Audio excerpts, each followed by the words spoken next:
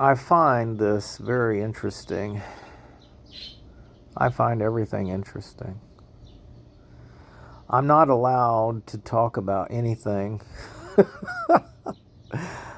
It doesn't make any sense to me. I mean, for 6 years I have lived this life, and people don't understand me. Well, they don't understand me because they don't live this life. They live their life. Well, I lived their life before I lived this life, but I didn't wear a mask. I didn't take a vaccine. All of these other people, they compromised with a mask and a vaccine, and they kept their life normally. Nothing changed, not one iota. But my life, it ended. I lost my family, my home, my cars, my job. I lost my country. And I've come to Mexico, and I was living with my Proctor family for 2 years. Oh, it was very difficult, very hard. Very little food, very little water. I even got dehydrated and got sick. I had to leave. I could not stay. People, they judge me so easily, but they don't understand the situation. And I can't make them see, so just move on. So I did, and I have, and I am. I've come to get a wife. But I'm a refugee. I don't deserve a wife. I agree. Why in the world am I here in Reynosa? It was not by my choice nor by my decision.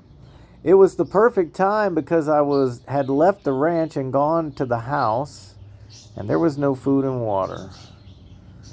So it was perfect. It was God. I accomplished in 4 days a radio program, a music school. It was wonderful. And then all hell broke loose, and that all went away. Okay, so a hand of refuge was extended to me, and I came to Matamoros, and this is where I am. And Sister Mary Carr will return on Sunday. She told me not to leave, so here I am.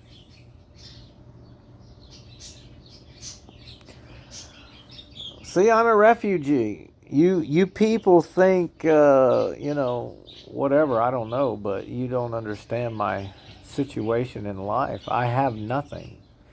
What you see are half of my clothes. The other half are in Chamal, in the house of my Sister Qandy. And you brought me here. Now, what are you going to do with me? The church doesn't want me. The people don't want me. Nobody likes me. So why am I here? It's hilarious. It is the funniest, craziest thing I have ever seen in all of my life. I've never seen anything like this at all. Everyone looks at me and they want to help me. They try to help me, but they do it carnally. It's according to what they think. But God's ways are not their ways. God's ways are higher. God's thoughts are not your thoughts. God's thoughts are higher. So he sends me as a missionary cowboy to live as a twofold minister. But you don't understand. You only think of religion as being in a building on Saturday or Sunday. You don't understand James 1:27, Acts 2:42 through 47, Acts 4:32 through 37. You have no idea, no clue. You strain at gnats and swallow camels. Okay. Anyway, here I am. I'm waiting until Sunday. And what then? What is my fate? What is my goal? What is my dream? What is my vision?